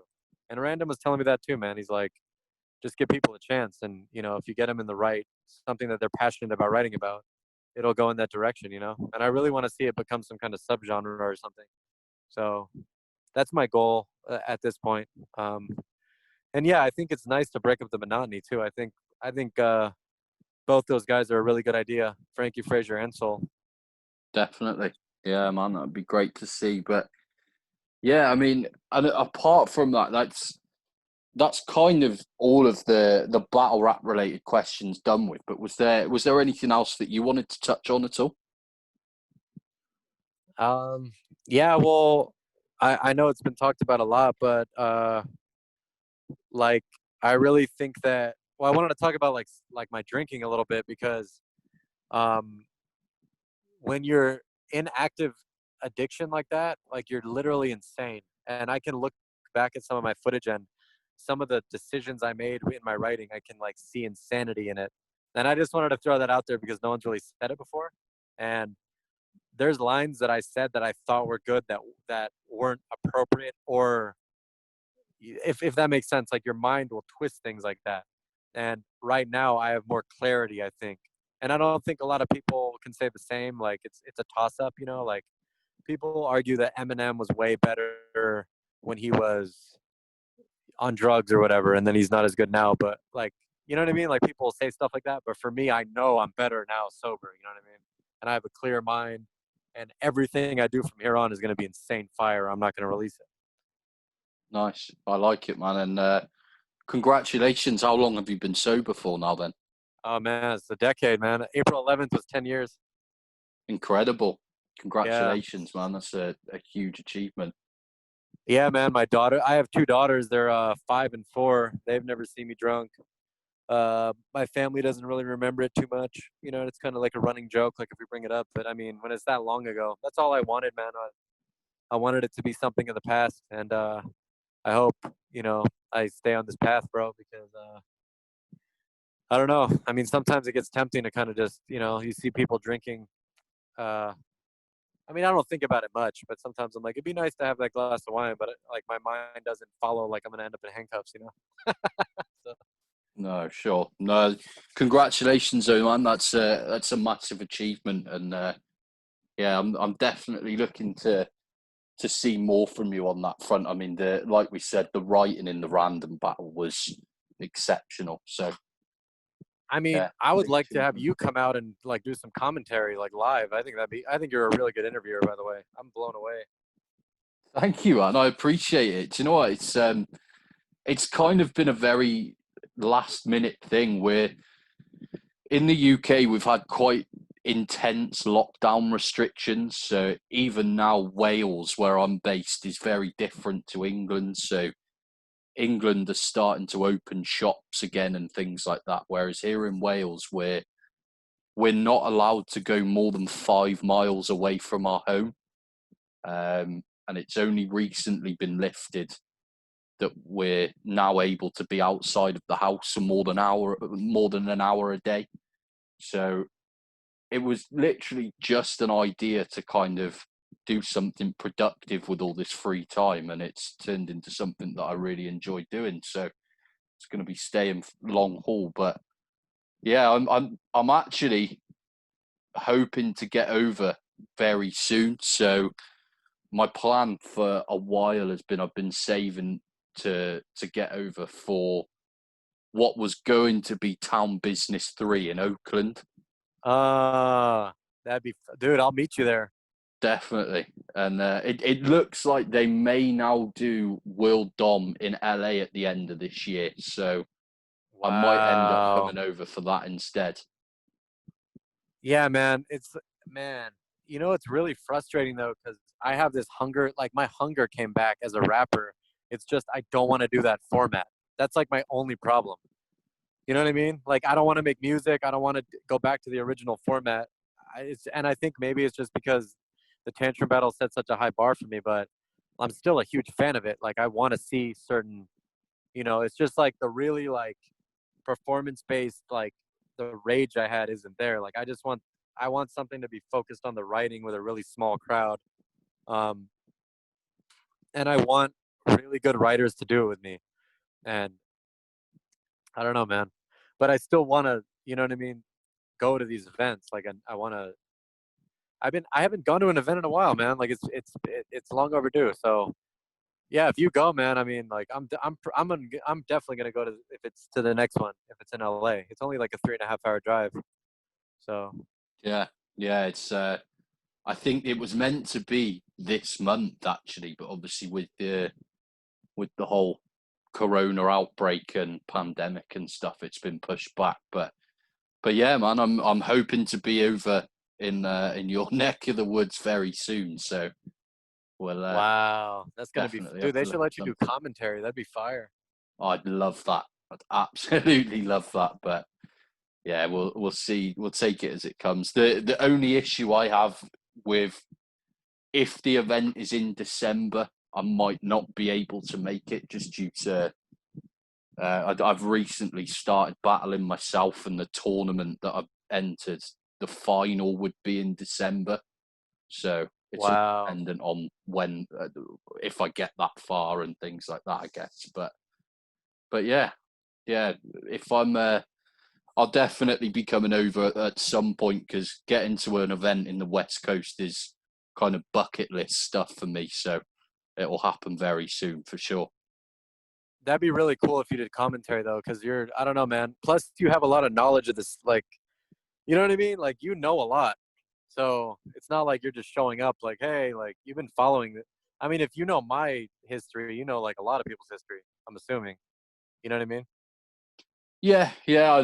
I've been a fan for probably about 12 years now, and I've probably watched at least one battle a day since then. So yeah, I've kept up with the scene pretty well in that sense. So what can I ask you something? Sure. What would you say are your like if you look back and this can be like in the UK or wherever, but like what are battles that you think stand out in the timeline of battle rap to Okay. you? So I would have to say, hmm. So for me, number one battle would have to be the first battle that I saw, which was O'Shea versus Lego on Don't Flop. Uh Um, so a lot of the grind time and scribble jam battles kind of came to me a little bit later on. So going back through that era for me might be a little bit different, I guess. But I would say, it's a really good question, actually. I'd go with, I'd have to put an early disaster battle in there. Like what? Maybe Swave. You know what's funny, man? Like I talked about this with some people, and I think in that era, that's probably Disaster's best battle before he did his DNA battle. Yeah. Yeah, Cause I like, just remember seeing that and being absolutely blown away at that point. Like around the time where, because I think that might have been the second battle that I ever saw. And having seen O'Shea versus Lego and then clicked on Disaster Swave as the related video on YouTube or whatever it was, I thought everything they were saying was freestyle at that point. And oh yeah, it just completely blew me away. Like I would have been about 13 or 14 years old as well. So it oh, was how just old the are you whole. now? I'm 27 now. Oh right, okay, yeah, I'm 33. So yeah, it was just a whole new world to me at that point. But yeah, I'd have to put Diz versus Swave in there. I think I'd have to say quantum physics against Soul Khan. I think. Yeah, yeah, that was crazy live too, man. I was there. Really, that's crazy. I would have loved to have been there, man. And you know what, man? Solcon, like the way he was able to control the crowd, like when he put that folder in the air, like everyone was paying attention. I can Like imagine. everything that, like, this is what Solcon was so important though, because he kind of taught everybody that, like, he was like, he would punch every line, like, you know what I mean? Like he would have something like a punch every line, kind of like Dumbfounded did. But Dumbfounded was different in the way that Dumbfounded, like, you didn't know where the punch was coming. Like he'd have like three bars, sometimes three lines, sometimes, like that kind of thing. But Solcon was very like, you couldn't really beat him because he was always, every line would like make the crowd laugh. You know what I mean? Like, so I don't know. I think he kind of retired me from comedy. I mean, Dumbfounded did in a way, but seeing Solcon too, like after all these comedians kind of came out of the nowhere, and Roan especially, I'm like, this isn't my lane. Like I need to be more serious, and that's what I feel better doing anyway. Like I feel more rewarded when I talk about really dark shit. I don't know why, but and people seem to like it more. But anyway, I wanted to talk about Disaster too, but you can go ahead. Yeah, in terms of other battles, I don't know. I'd probably put Arsenal conceited in there. Um, Oh that man, was that was huge, live was just not happening, bro. Like I was there too. crazy. I would have You know what's loved to funny, have been bro? at these. I have to tell you something. We were outside. Like I don't remember who I was talking to. I think it was Hollow or someone. And like, no, no, it wasn't Hollow. Uh, I don't know, but there was a group there. Someone I was talking to outside, and they're like, "This is way too long." They're like, "We can't sit through this." That's definitely for like the cameras, because like in person, as good as it was, like, I mean, especially when an event's that long, you just can't stand there and listen to one battle that long. It's just not going to happen. No, I can That's not imagine. disrespecting that battle, but when you're at home and you're like kicking it, it's like one thing. But when you're there, you're just like, man, like I want to go eat. You know what I mean? With crowd reactions and stuff, I'm guessing it went on for probably about an hour, right? I wasn't. I don't know. I wasn't there the whole time, so I think I went to Nations, bro. I was there for the beginning. I went to go to. I think it was. I think there was a Nations there. It's like a burger place. I actually went to get food and came back, and they were still battling. Crazy. Yeah, but that's no diss to that battle. It's a classic. It's just some of them. I think people learn from that. Like, there's a difference between on camera battles and like being there. You see what I mean? Sure. Like that No, one's that makes definitely for sense. the history books though, because it was amazing, and no one can knock what either of those cats are capable of. It's just that I don't know, man. That uh, Battle of the Bay 5 will never be replicated. It was too crazy. Definitely.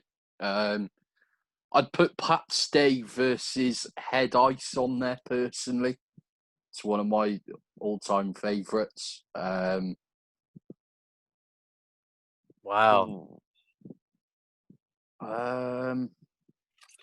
Yeah, and in terms of kind of more recent stuff,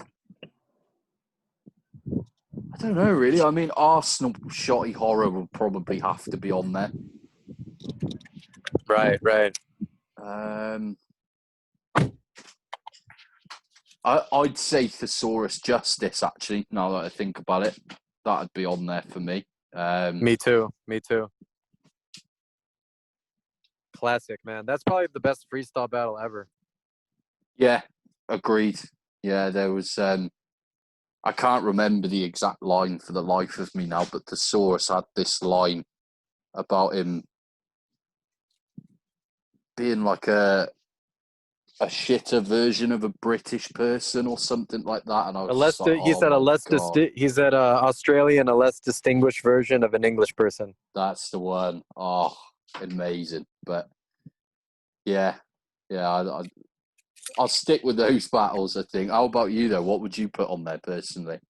Oh man, Thesaurus and Justice. Let me think. I mean, honestly, man, I'd have to put like Eminem and Juice up there too, because that was like one of the first ones I watched. Sure, that Well, makes sense. here, hold on. What else? Ah, man, that's a hard question. Oh, Passwords and Hollow the Dawn. Yeah, good shout. That one was like, you know, it's weird. I was talking to Hollow right before he went on stage for that, and he was giving me props, and I was like blown away by that. That's awesome. Yeah, no, Like he was, you know what he said to me? He's like, I appreciate that you don't try to be like something you're not, or something along those lines. But it just, I don't know, man. It hit me because I'm like, this is arguably one of the top dudes in the scene, and he's like giving me props. And like Hollow is one of those cats that I know gives props where they're due, and he was like, "Yeah, man, you know," he's like, "I'm excited to see where you go from here," and that kind of thing. So, um, I don't know. I'd say also like Thesaurus versus Ilmac and Pat Stay and Hollow Hand, just because those two really helped me prep for Tantrum. yeah, I can imagine. And like, I'm actually a little bit annoyed with myself for forgetting that battle, to be honest. But yeah, like Hollow has just been, he's been the name for over a decade now, right? Like he's just incredible. I mean, he's had so many. I also liked him and Pat Stay. I liked Hollow and Pat Stay. Yeah, agreed. I I thought was, that was like a, I don't know, man. I thought it was like kind of a style clash, but sometimes those work out. Like, oh, you know, another one I liked was that I thought was a clash was Solomon and B Magic, yeah, yeah, that was incredible. and both of them were on too. It's like you don't always know if your opponent's going to be on, and I feel like their approach was just really refreshing. When B Magic's on his A game, I genuinely still think he's one of the best around. I mean, yeah, and I remember coming up and seeing, not coming up.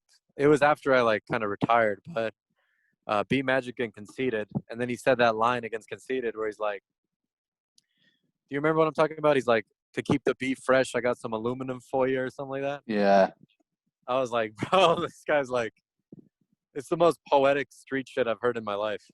definitely. Yeah, I'm a giant B Magic fan, and yeah, I love that battle a lot. But yeah, it's a good list, man. And you said you wanted to talk about Disaster as well. Well, yeah, the reason I want to bring him up as like a big influence isn't just because of like his. I mean, obviously his rapping ability is crazy and like what he's done in the scene, but he doesn't get enough credit for being one of those like one of the first people to say, "I'm not making music, I'm just battling." You know what I mean?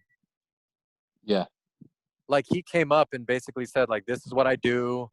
I'm gonna run this." Like no one's like fucking with me when it comes to this. And at the time when we came up in the scene, what was I gonna say? At the time when we came up in the scene, no one was really okay. Like everyone kind of had this idea that they were going to become big in music or something. Like it was weird.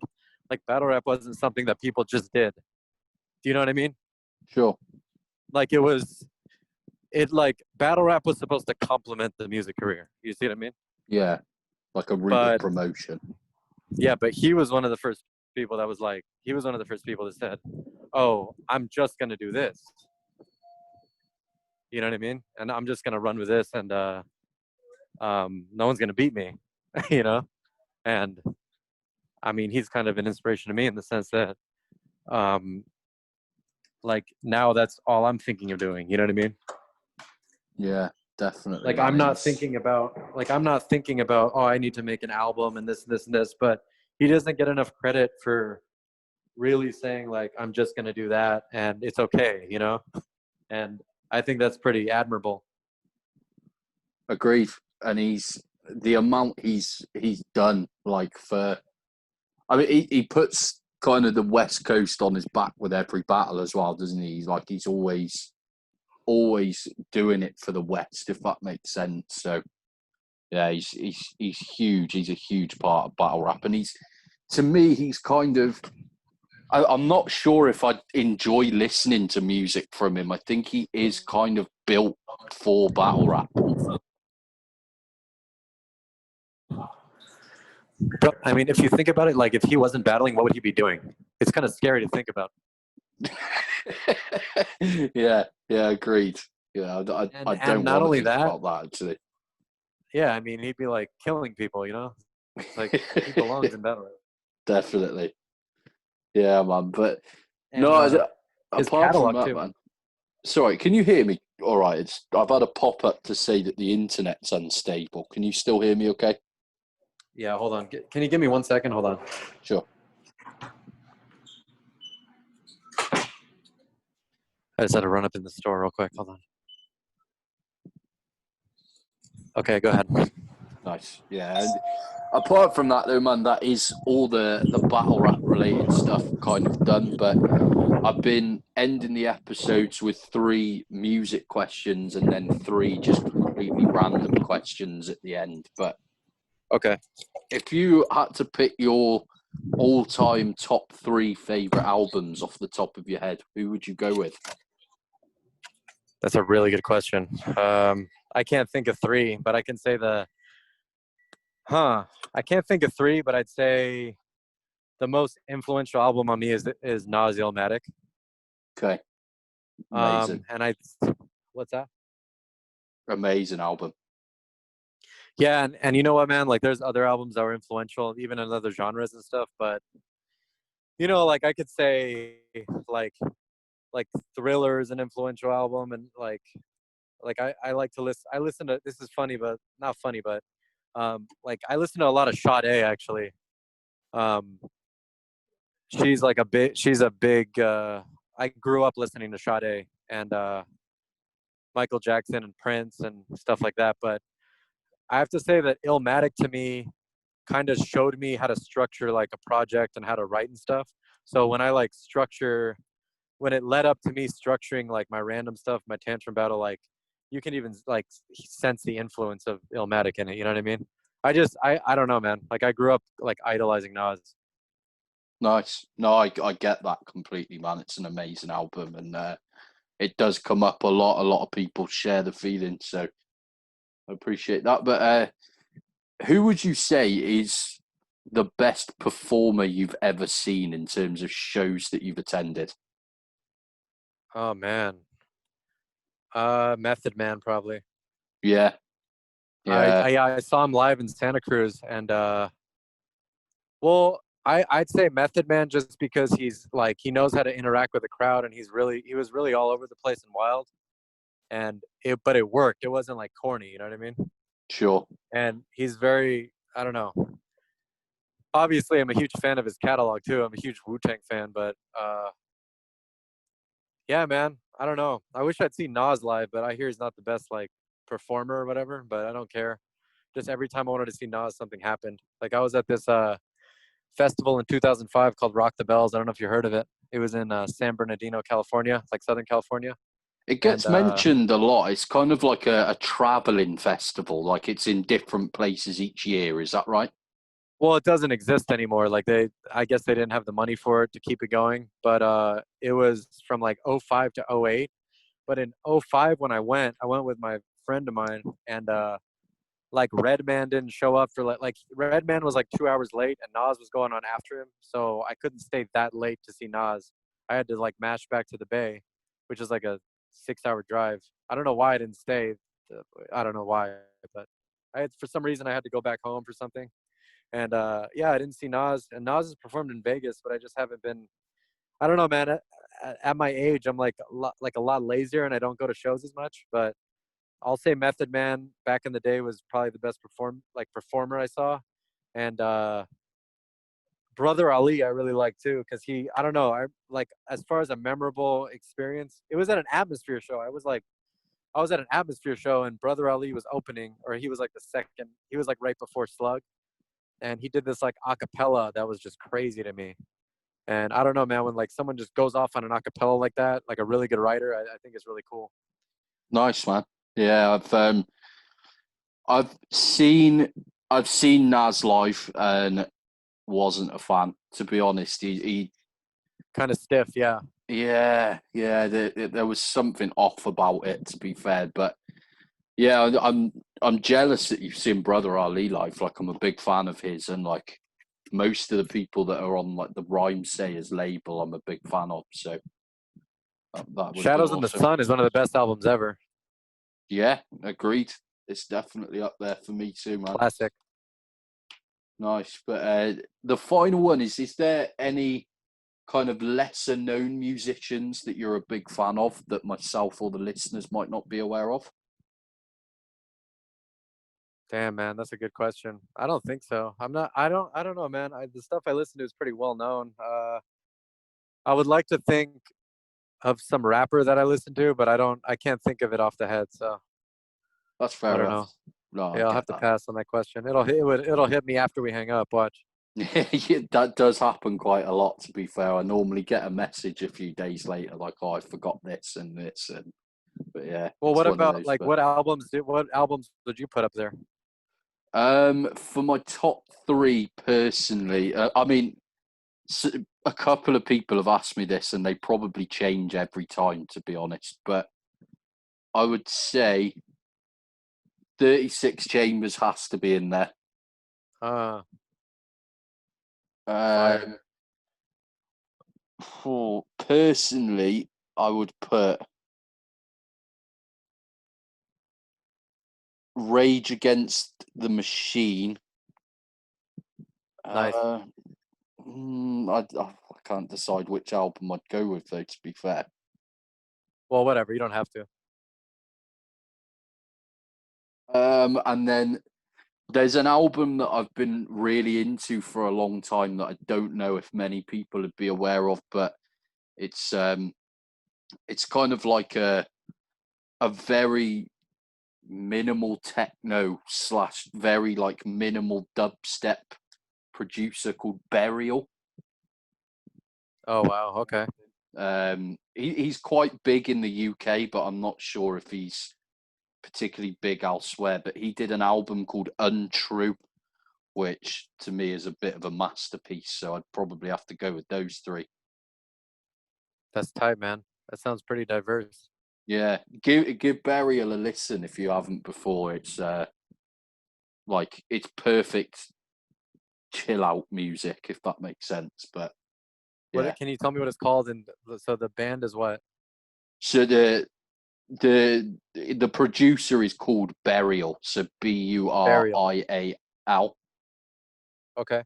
I'll link it to you on Instagram after. Fire, man. That sounds good. But yeah, they're very good. But the final three questions, they are extremely random. But are you a big sports fan and do you have a favorite sports team?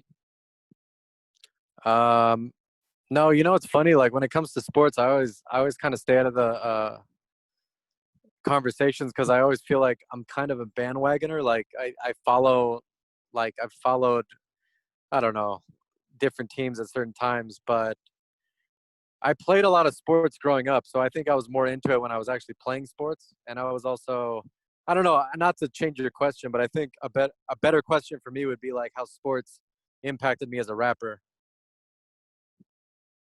Okay, sure. I just, well, I want to tell you that because I grew up like on teams and stuff, and I remember I was on this like winning soccer team as a kid, and like, you know how people would think that, oh, the most important person is the person is like are the forwards that are like scoring and stuff, right? Like let's say take soccer, right? Like they get all the shine and or whatever. But I always kind of shined as a midfielder because I would like kick up the ball to the people up front. You know what I mean? Yeah, And I could also run like crazy. Like my endurance was nuts. I had like crazy endurance as a kid. Like I could run for hours, you know. And soccer was good for me, and it was good to be on a team that like really wanted to win. Um, because we were first place for 2 seasons. But yeah, it impacted me because I realized that everyone kind of has a role in a team, and like let's say you have a battle rap card, like when you're, and I've arranged a battle rap card once, but like the structure of it is very important. You know, I mean, it. I don't know. That's how I see it, and you know, like you can't just have one person shining on the team. Like if you know how to arrange the players, like things can get really interesting, and that's how I feel with battle rap. So I don't know if that answers makes your a lot of question, but sense. Yeah, yeah, no, that's definitely, man. It makes a lot of and I was sense. really athletic as a kid. Like I tried every sport, and then battle rap's the only thing I was really interested in on that level. So I think I'm also more into battle rap because I do it, if that makes sense. Yeah, of course. No, that makes sense. So Nice, but if you could pick anywhere in the world for your next kind of holiday or trip abroad, where would you go? New Zealand. Yeah, I actually have family there, and they've been wanting me to go, and I have never been there in my life. So my cousins have come to the States twice, and they're like, oh, and I mean, this is also Australia too, but mainly New Zealand because like that's where my family's been, or my cousins have been for a long time. My aunt came from Ecuador and married a guy from there, so that's why they were all raised there. But I don't know, I've just been kind of interested in exploring it, and I hear it's really, the people are cool, and you know, the natural sites are really nice, and that's where I'd go for sure. nice. Yeah, my stepdad's from New Zealand, so I've been as well, and it's incredible, man. Definitely worth going. But the the final one, and this one has brought a mixture of good and terrible answers so far. But you can pick one sweet and one savory. But in your opinion, what are the go-to snacks? What, dude? That's random, bro. Let me see. I like, as far as sweet, I like Snickers, Okay. like the almond Snickers. Yeah, I love those. I know it's kind of bad, but I used to eat them with like Doritos, like the spicy nacho Doritos. I'm not a huge fan of like the Damn, I think that answers it. Well, if Doritos are savory, I don't know if that counts. Yeah, Um, no, definitely, definitely I would savory. bro. I would eat those together. Like I'd eat like an almond Snickers and a spicy nacho Dorito together. Yeah. Oh, I don't know about that. I'm not sure about that. That's not for me. That, but no. Really, really weird, but like, and I also like to drink like coffee, like black coffee with Coca-Cola too. So people think I'm weird for that. Do you know what? That's a thing in like Spain. You can buy cans of Coke that are coffee that have shots of coffee in them, and Wow. I didn't expect to like it whatsoever, and I thought it was one of the best things I've ever tasted. So I'm with you there. Well, you know, I have to add this though, because like I used to work in this restaurant, and it was a fine dining restaurant. It's not around anymore, but the chef I used to work for, he did he made this steak once that was like Korean barbecue inspired, I'd say. But you know, and I don't know if you've eaten Korean barbecue, but um, it's kind of sweet, and I'm not a huge fan of like when meat's too sweet, but it was just like a hint of the sweetness. And this steak would like melt in your mouth. And like when I think of savory, I think of that steak. Like I kind of want some right now, you know? Yeah, it's a good shout, man. I like it. But Apart from that, that's all the questions done with, man. But was there anything that you wanted to promote on the show? Obviously, I'll put your Instagram and a link to the random battle in the description once it's up. But was there anything else? I just want to do the acapella battles, man, and I want to see it grow as a subgenre, and I'm really excited to see where it goes. And I did, the random one's not popping right now, but that's not really what concerns me. Like, what concerns me is like really good writing and getting people that want to do it, because I could get someone who's like maybe a bigger name, and if it doesn't hit, I don't think it's gonna last.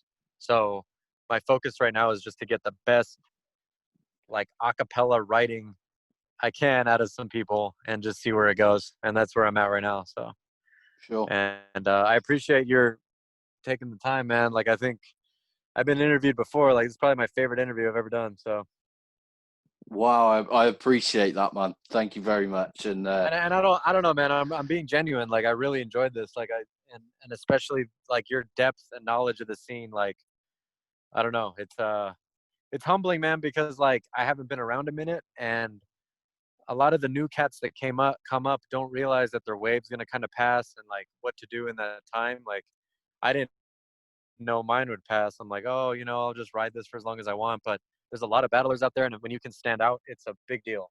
So I appreciate you. I don't know, man. Just your knowledge and the way you conduct the interviews, man. It's pretty refreshing. thank you, mate. I mean, the main thing for me was I felt that most kind of battle rap related podcasts nowadays seem to focus on the negative aspects of battle rap, in my opinion. Like, there's a lot of, they seem to thrive off the drama that's happening on social media or whatever, and it's the one thing about battle rap that's just never interested me in the slightest. So I just wanted to speak to people about their experiences and shine a bit of a more positive light on it, to be honest. But yeah, I mean, I was gonna go ahead. no, go on, man.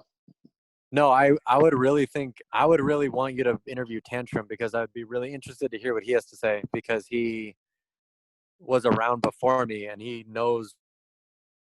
I don't know, man. He has a really interesting view on like his approach to battling too. And it's interesting to me how we're all in this genre, but everyone has kind of like different influences musically and battle wise, and they have different approaches to writing. Like, I don't know. I think it's interesting when people are their individual artists, because there's a lot of people in the scene. I'm not gonna lie, that are kind of bandwagoning and just want attention. And I don't like to speak on that because I don't want to be a hater, but I do know that there's people that just don't really, you know what I mean? Like, they just want to be known, or I don't know what the reasoning is, but um I don't know. I'm at a point where I want to explore my writing, and I want it to get to a different spot, and Tantrum's definitely one of those people that influenced me greatly. So I don't know. That's just as a fan, I'd like to see, because you're a really good interviewer. So if you interview Tantrum, it'd be really cool to hear. And Definitely, I'd I love that. really liked your thesaurus one too. I heard that one, and that was a good interview. Yeah, that was pretty big, to be honest. Like, I will have literally anybody on the show that wants to come on and talk about battle rap, but I have kind of a few battlers that are kind of on my list of people that I'd love to have on, and Saurus was one of them. So to have him on Who's so left, man? early Who's was great. left? Oh, you don't want to speak on it, huh? No, I'm happy to. I mean, someone I'd really like to get on at the moment is Madflex. Oh yeah. Um, I'd really like to get. Well, I'd love to get Disaster on. Um, I would love to get Geechee on. I'd really like to Hmm. speak to Geechee. And then I'm. I think all of the others are kind of in the works and will hopefully be happening soon. So Chiller Jones was on that list. I actually did one with Chiller earlier today. Oh, Um, nice. Oh, you interviewed him today? yeah, Wow, that's yeah, crazy, man. did one with Chiller this morning. And then straight after this, I'm going to be doing one with a guy called quite a big name in the UK. If you're aware of Quill, I know him. No, I've seen him in battle. yeah, he's really good. Yeah, I can't think Crazy. of anyone else off the top of my head. I'd like to have Dumbfounded on, but I can't see that happening. Yeah, but apart from that, just literally, I'd love to speak to anyone really. No, man, you'll get these people on. It just